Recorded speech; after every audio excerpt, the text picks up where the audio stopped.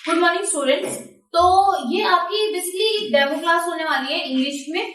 जैसे कि आप सभी को पता है कि इंग्लिश में क्या पढ़ना है, कैसे पढ़ना है, ये सारी चीजें आपको पहले से पता है। आज इस डेमो क्लास में मैं आपको ये नहीं बताऊंगी कि आपको नाउन पढ़ना है, प्रोनाउन पढ़ना है, एडजेक्टिव पढ़ना है, एडवर्ब पढ़ना है, क्योंकि ये सारी चीजें सभी को पता होती हैं। ठीक है, ये चीजें बताने की नहीं है, क्योंकि आप अगर सरकारी नौकरी की तैयारी कर रहे हैं तो बेसिकली आपको ये सारी चीजें पहले से पता होंगी कि ग्रामर को किस तरीके से पढ़ना है, इंग्लिश को कैसे सॉल्व करना है, कैसे आपको तैयार करनी है इंग्लिश, ताकि आपके एग्जाम में कोई प्रॉब्लम ना आ सके। अब आपकी और हमारी जर्नी इंग्लिश को करने की कैसे रहने वाली है आगे, हम ये चीजें इसमें सीखेंगे। बेसिकली मैं आज आपको इंग्लिश का पाथ बताने वाली हूँ कि इंग्लिश के कौन से पाथ को फॉलो करके हम इंग्लिश को इजी बनाएंगे, जिसकी वजह से आपकी इंग्लिश में आने वाली प्रॉब्लम्स को सॉल्व किया जा सके। राइट,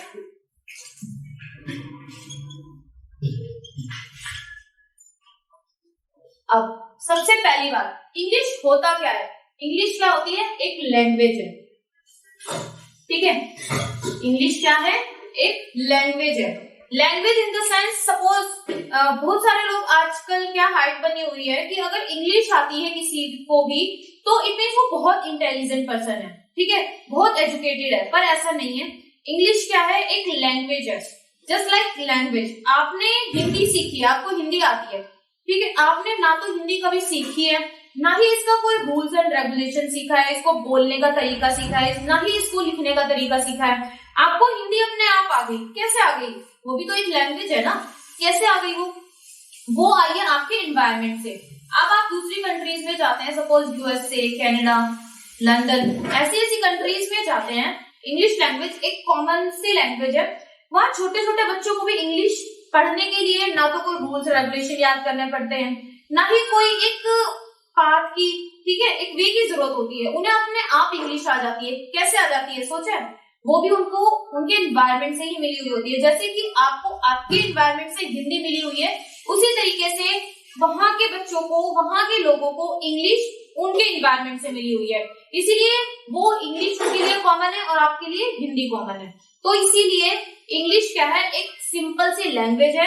अगर ये किसी को आती है तो भी अच्छी बात है, नहीं आती है तो भी अच्छी बात है, लेकिन इंग्लिश आने ना आने से आप किसी को जज नहीं कर सकते हो कि वो पर्सन एजुकेटेड है और नहीं है। ओके, तो अब वापस आते हैं अपने टॉपिक पे। अब हमारी और आपकी जर्नी रहने कैसे वाली है इंग्लिश को समझने के लिए? सबसे इंपॉर्टेंट चीज यही होती है कि अगर टीचर की बात आपको समझ में आ रही है तो इट मींस आप अच्छे से उस चीज को ग्रैब कर पाएंगे। अगर टीचर की बात आपको समझ में नहीं आ रही है तो फिर कोर्स को परचेज करने का या एनरोल करने का कोई फायदा ही नहीं है। तो इस डेमो क्लास में मैं आपको बताऊंगी इंग्लिश सीखने का पाथ। सबसे पहली चीज हमें यही सीखना है कि इंग्लिश को हम सीखे कैसे, तरीका क्या है, उसका पैटर्न क्या है, क्योंकि इंग्लिश सबको पता है कि क्या क्या चीजें होती हैं इसके अंदर, पर उसे सीखना कैसे है, मेन इंपॉर्टेंट चीज ये होती है। अब आते हैं टॉपिक पे। इंग्लिश क्या है? एक लैंग्वेज है जिसको सीखना बहुत इजी है। ठीक है, आप अपने एनवायरमेंट में उस चीज को ले आएंगे तो इंग्लिश भी आपकी क्या हो जाएगी? हिंदी की तरह ही हो जाएगी। इंग्लिश एक लैंग्वेज है। लैंग्वेज कैसे बनी है? साउंड से मिलकर। टोटल 44 साउंड्स होते हैं, जिसमें कि कॉन्सोनेंट साउंड्स होते हैं और वोवल साउंड्स होते हैं। कॉन्सोनेंट होते हैं 24, ठीक है। तो ये क्या होते हैं? हमारे साउंड्स होते हैं। अब जैसे हम हिंदी में बोलते हैं ना अ, ई, उ, उसी तरीके से इंग्लिश में भी आती है हमारी चीजें, ठीक है। साउंड्स के बारे में आपको डिटेल में आगे समझाया जाएगा, क्योंकि ये भी अगर समझाने लगे तो बहुत लेंथी टॉपिक हो जाएगा। तो साउंड, अब क्या आता है हमारा? लेटर्स। साउंड से मिलकर ही क्या बनते हैं? हमारे लेटर्स। आप बचपन से सीखते आ रहे हैं कि हमारे टोटल 26 लेटर्स होते हैं, जिसमें इसमें भी क्या होते हैं? कॉन्सोनेंट साउंड्स होते हैं और वोवल साउंड्स होते हैं। कॉन्सोनेंट साउंड्स होते हैं और हमारे वोवल साउंड्स होते हैं, जिसमें कि वोवल्स ए, ई, आई, ओ और यू होते हैं। और उसी जगह पे जो रेस्ट हमारे बच गए वो कौन से होते हैं? कॉन्सोनेंट साउंड्स होते हैं, हमारे लेटर्स होते हैं, सॉरी। अब लेटर्स क्या होता है? Letter is written formation of sound. Sound की क्या होती है? रिटन फॉर्मेशन होती है, ठीक है। अब एग्जांपल लेते हैं हम। Suppose out of Ram and Sita. आपको दिया गया first point, the former and the latter. ठीक है, अब यहाँ पे क्या हो रहा है आप बताइए। सपोज अगर मैं बाद वाले की बात कर रही हूं, अब क्या है लेटर लेटर, ये क्या दोनों अलग अलग चीजें होती हैं। बहुत सारी जगह क्या हो जाता है लोग कंफ्यूज हो जाते हैं, इसीलिए आपको एक एग्जांपल के थ्रू समझाया जा रहा है कि एक लेटर और एक लेटर में बहुत फर्क होता है। बहुत सारे बच्चे यहाँ पे प्रॉब्लम्स आती है उनको समझने में, क्योंकि लेटर का मतलब क्या होता है बाद वाला, और फॉर्मर का मतलब क्या होता है पहले वाला। तो यहाँ पे आपको कंफ्यूज नहीं होना। और दूसरी जगह यहाँ पे एक लेटर होता है, जो कि ये लेटर्स भी होते हैं, और एक रिटर्न लेटर भी होता है, पत्र वाला, राइट। तो उसी जगह पे अब मैं एग्जाम्पल के थ्रू आपको समझा रही हूँ। Out of Ram and Sita, तो मैं किसकी बात कर रही हूँ बाद वाले की बात, यानी मैं सीता की बात कर रही हूँ। तो यहाँ पे क्या लगेगा द लेटर। ठीक है, अगर मैं उसी जगह पे राम की बात करूं तो वहीं पर ही क्या आ जाएगा यहाँ पे द फॉर्मर। तो इस तरीके से आपको चीजें याद रखनी है। सिमिलर वर्ड्स होते हैं, उनके बारे में भी हम पढ़ेंगे अपने क्लासेस में। ठीक है, सिमिलर वर्ड्स भी होते हैं जहाँ पे बहुत सारी कंफ्यूजन क्रिएट होती हैं। तो इसलिए मैंने आपको यहाँ पे लेटर और लेटर दोनों में डिफरेंस अभी क्लियर कर दिया है। ऐसी बहुत सारी चीजें आगे आएंगी। लेटर्स, फिर क्या होता है हमारा वर्ड आता है। वर्ड्स होते हैं, वर्ड क्या होते हैं कलेक्शन ऑफ लेटर्स। लेटर्स का क्या होता है कलेक्शन होता है। लेटर्स का क्या होता है कलेक्शन होता है वर्ड्स। अब ठीक है, वर्ड का एक और नाम भी हम देते हैं, उसे कहते हैं अफिक्स।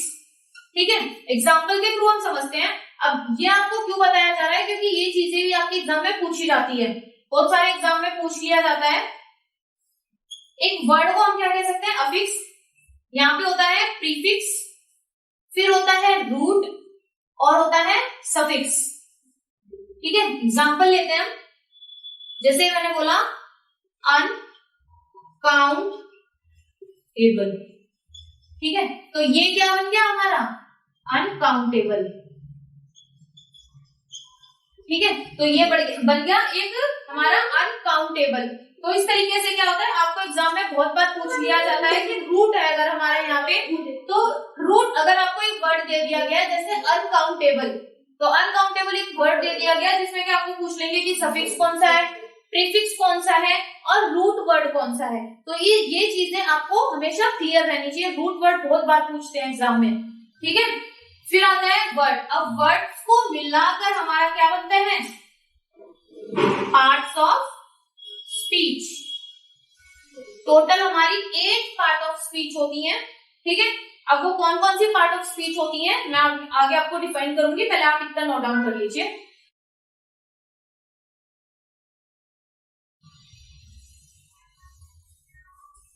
जैसे कि मैंने अभी अभी आपको बताया कि अब हम क्या पढ़ने वाले हैं आपके पार्ट ऑफ स्पीच।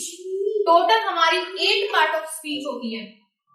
ठीक है, जिनके बारे में हम पूरी ग्रामर में पढ़ेंगे, पार्ट्स ऑफ स्पीच। ठीक है, हर एक वर्ड का, हर एक सेंटेंस का अलग अलग मीनिंग होता है और उसमें एक एक वर्ड अलग अलग रोल प्ले करता है। उस एक एक वर्ड को आपको समझना बहुत इंपॉर्टेंट है। टोटल 8 पार्ट ऑफ स्पीच होते हैं। फर्स्ट है हमारा नाउन। नाउन क्या होता है, अब देखो नाउन क्या है, हमेशा आपने बहुत बार स्कूल्स में पढ़ा होगा, स्कूल्स में आपको डेफिनेशन याद करवा दी जाती है। Noun is the name of a person, place और थिंग, राइट। नाउन क्या होता है, किसी भी पर्सन, प्लेस और थिंग का नाम होता है नाउन। ठीक है, जो कि हम स्टार्टिंग से स्कूल में सीखते आ रहे हैं, लेकिन इसका यूज कहाँ होना है ये तो किसी ने आज तक हमें नहीं समझाया। अगर समझाया होता तो आज हमें इंग्लिश पढ़ने की जरूरत नहीं पड़ रही होती, राइट। नाउन क्या होता है, अब हमें क्या है, ठीक है, तो स्कूल के डेफिनेशन को आप लोग भूल जाओ। अब हम पढ़ने वाले हैं इंग्लिश को एक नए सिरे से। तो हर एक चीज की अपनी अपनी डेफिनेशन अलग होती है। अब आपसे कोई भी पूछता है कि नाउन की डेफिनेशन क्या होती है, नाउन क्या होता है, what is the meaning of noun, तो हमेशा आपको क्या बताना है, naming word. Naming words, that is person, place और थिंग्स। ठीक है, नेमिंग वर्ड। अब नाम तो किसी का भी हो सकता है वो, ठीक है, नाम किसी का भी हो सकता है, या तो वो किसी पर्सन का नाम हो सकता है, या फिर वो किसी प्लेस का नाम हो सकता है, या फिर वो किसी चीज का नाम हो सकता है। ठीक है, तो एग्जाम्पल अब आपको, जैसे राम, राम क्या हो गया, किसी पर्सन का नाम है, राइट। प्लेस जैसे हो गया हमारा गोवा, थिंग जैसे हो गई हमारी टेबल। तो ये सारी चीजें क्या हो गई, हमारी नाम है। ठीक है, तो ये सारी चीजें हमारी नाउन में काउंट होती है। अब हम बोलेंगे कि नाउन क्या होता है, नाउन होता है नेमिंग वर्ड। किसी भी दुनिया में कोई भी चीज हो, उसका नाम हो गया हमारा नाउन। लेकिन कुछ ऐसी चीजें होती हैं जो आपको दिखती नहीं है, नाम तो उनका भी होता है, खुशी, बुढ़ापा, मैनेजमेंट, नॉलेज, राइट। तो ये सारी चीजें क्या होती है, आपको दिखती नहीं है, लेकिन ये भी क्या होती है, नाउन में काउंट होती है। इट मीन्स नाउन क्या होता है, किसी भी नेमिंग वर्ड, किसी का भी नेमिंग वर्ड होता है, वो क्या हो सकता है, या तो वो विजिबल भी हो सकता है, या फिर वो फील ओनली हो सकता है। ओके, या तो वो दिखेगा, या फिर हमें वो सिर्फ फील होगा। अब फील होने में हम क्या ले सकते हैं, जैसे मैनेजमेंट,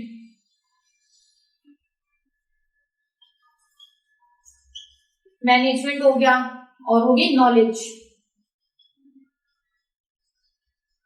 ठीक है, इस तरीके से क्या होता है, हमारी ये सब चीजें हमें फील हो सकती हैं। अब आते हैं आगे, प्रोनाउन। प्रोनाउन क्या होती है, प्रोनाउन क्या होते हैं। अब प्रोनाउन की भी डेफिनेशन बहुत बड़ी होती है, लेकिन अब मैंने क्या बोला, इंग्लिश को हमें नए सिरे से पढ़ना है, तो प्रोनाउन की भी हमें डेफिनेशन नए तरीके से पढ़नी होगी। दैट इज रिप्रेजेंट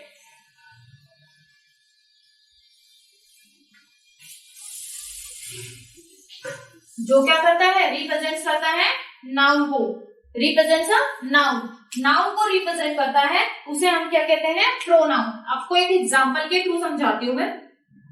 जैसे राम इनवाइटेड सीता बट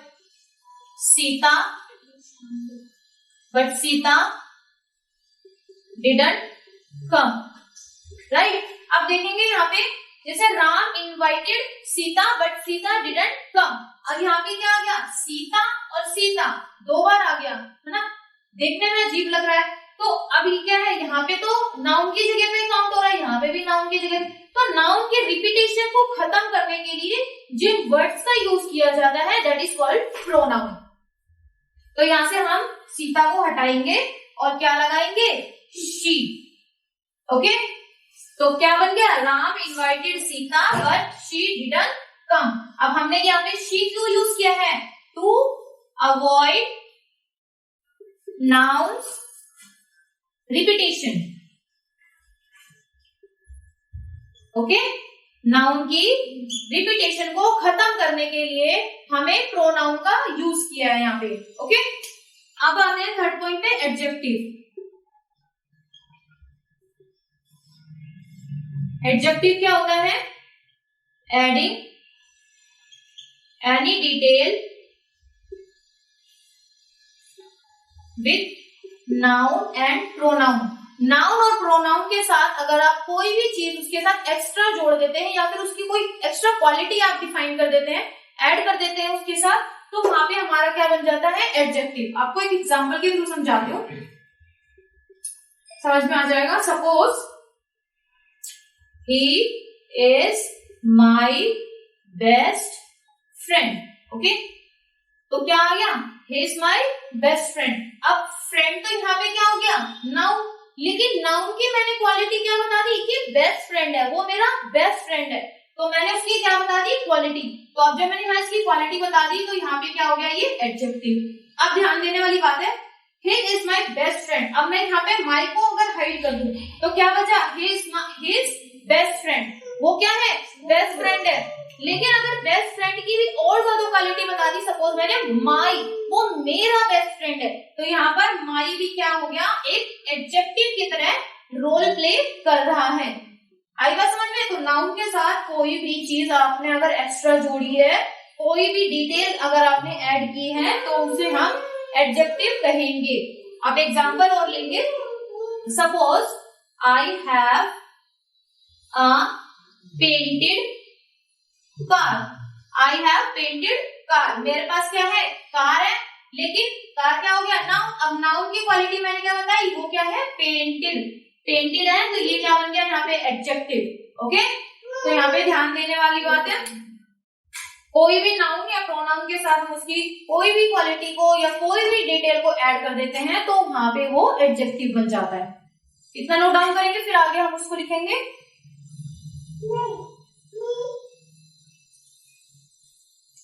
अब आते हैं हम फोर्थ पॉइंट। फोर्थ क्या है हमारा, एडवर्ब।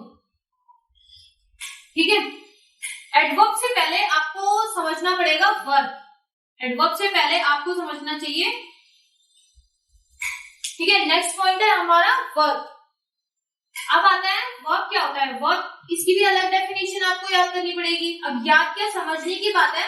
वर्ब क्या होता है, वर्ब क्या होता है, एक एक्शन वर्ड होता है, राइट। फिर दूसरा क्या आ जाएगा, पोजेशन वर्ड भी होता है। पोजेशन को रिप्रेजेंट करता है,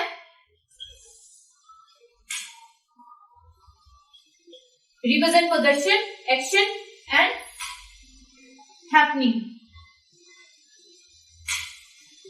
ठीक है, तो ये सारी चीजें क्या हो गई हमारी वर्ब। अब वर्ब में आपको कोई एग्जांपल देने की जरूरत नहीं, क्योंकि हम स्टार्टिंग से चीजें पढ़ते आ रहे हैं। इंग्लिश लैंग्वेज में आपके एग्जाम में कैसे पूछी जाती है वो आपको क्लास में डिटेल में समझाया जाएगा। आप सपोज एक्शन वर्ड ले लो, डांस, ईट, रन, बहुत सारी चीजें हो जाती है वर्ब। ठीक है, सो ऑन। फिफ्थ आता है इंपॉर्टेंट चीज आपकी एडवर्ब। एडवर्ब क्या होती है, एडवर्ब क्या होता है, एडिंग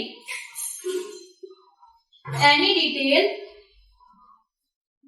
विद वर्ब। अगर वर्ब के साथ आपने कोई भी चीज ऐड कर दी या फिर उसकी कोई भी डिटेल आपने ऐड कर दी उसमें, तो वो क्या बन गया, आपका एडवर्ब बन गया। एडवर्ब के एग्जांपल लेंगे। Suppose Sita dance happy at the party. Okay, तो क्या होगा example, Sita dance happily at the party. तो हैप्पीली अब क्या कर रही है, वो डांस कर रही है, तो ये क्या बन गया वर्ब। लेकिन इसके साथ हमने चीजें ऐड कर दी है, डिटेल को ऐड कर दिया कि डांस कर रही है कैसे, खुशी खुशी, हैप्पी। तो यहाँ पे क्या हो गया हमारा, ये एडवर्ब बता रहा है कि ये हमारा वर्ब के साथ चीजें ऐड हो रही हैं। दूसरा एग्जांपल सपोज लिया हमने, Ram went to the gym yesterday। ठीक है, अब क्या लिया मैंने, सपोज ध्यान देंगे यहाँ पे, राम कहाँ गया था, जिम गया था, लेकिन कब गया था, वो कल गया था। तो ये उसने क्या कर दी, उसके साथ चीजें ऐड कर दी। वो जिम तो गया था लेकिन उसके साथ डिटेल भी ऐड करी कब गया था। तो यहाँ पे ये भी क्या होगा, हमारा एडवर्ब की तरह वर्क कर रहा है। ओके, नेक्स्ट आता है हमारा प्रीपोजिशन। ठीक है, अब प्रीपोजिशन क्या होता है, बहुत सारे बच्चे प्रीपोजिशन और कंजंक्शन में क्या होते हैं, कंफ्यूज होते हैं। तो आपको कंफ्यूज नहीं होना है, ध्यान देंगे यहाँ पे।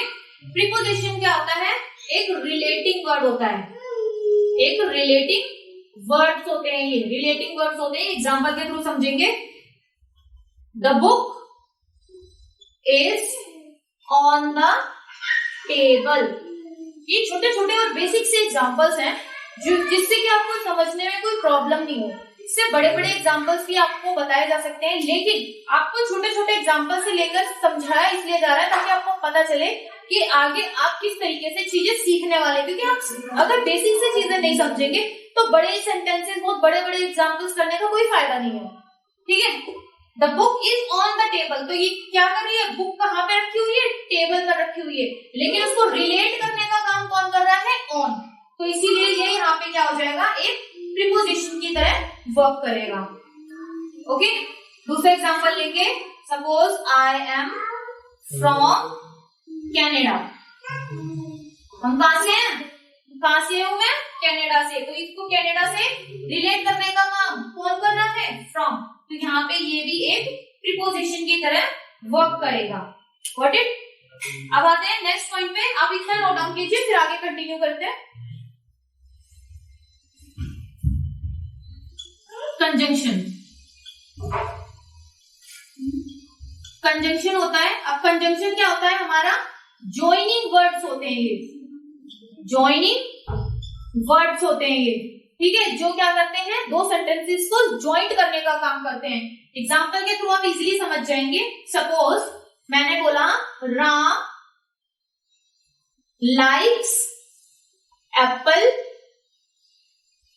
But Sita prefers oranges. Okay, तो यहाँ पे क्या हो गया? राम को क्या पसंद है? एप्पल, बट सीता क्या पसंद करती है? ऑरेंजेस। दो सेंटेंसेस हैं, उनको जोड़ने का काम कौन कर रहा है? बट। तो ये क्या हो गया? हमारा ज्वाइनिंग वर्ड्स हो गया। हमेशा ध्यान रखेंगे कंजंक्शन और प्रीपोजिशन में बहुत बड़ा डिफरेंस होता है, जिसकी वजह से बच्चे बहुत बार एग्जाम में गलती करते हैं।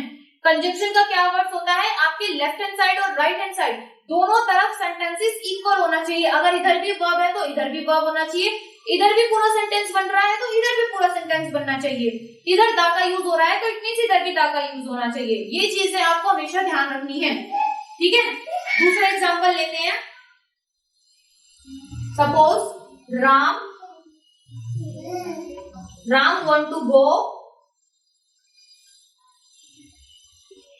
द बीच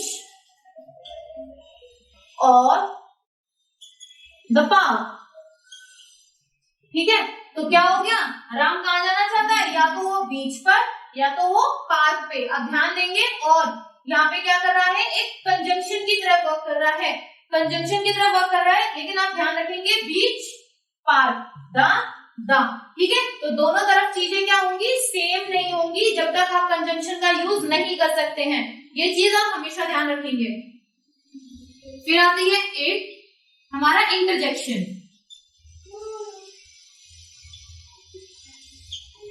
सपोज इंटरजेक्शन में क्या होता है? एक्सप्रेशन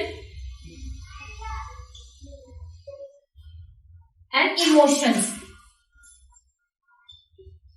इमोशंस होते हैं, ठीक है। आप एग्जाम्पल के थ्रू समझेंगे। जैसे बोलते नहीं है, वाओ आर यू सीरियस?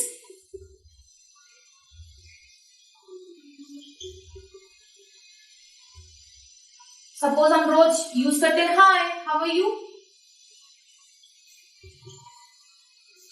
ठीक है। फिर ये we are going to party,